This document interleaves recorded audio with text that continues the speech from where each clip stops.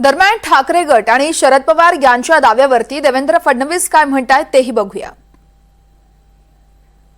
कार्य जर तुमच्याकडे कोणी आलं, पोलीस कंप्लेंट का नाही केली? तुम्ही निवडणूक आयोगाला कंप्लेंट का नाही केली? तुम्ही व्हेरिफिकेशन का नाही केलं? की तुम्ही त्यांचा यूज करून बघितला, प्रयत्न करून बघितला का? आता सांगताय। त्यामुळे मला असं वाटतं सलीम जावेदच्या स्टोरीज बंद केल्या पाहिजे। माझ्याकडे पत्ता नाही, नाव नाही असंही म्हणाले ते। पवार साहेब म्हणाले की मीच भेट घालून दिली होती राहुल गांधींची त्यांची।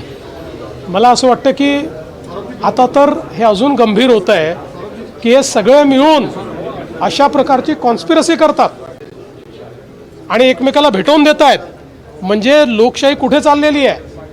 मला तर आश्चर्य वाटतं। माझी अपेक्षा होती की सगळे देशातले मोठे नेते आहेत, कोणी जर फ्रॉड करण्याचा तुम्हाला त्या ठिकाणी शब्द देत असेल, तुम्ही पोलिसला कळवलं पाहिजे, इलेक्शन कमिशनला कळवलं पाहिजे।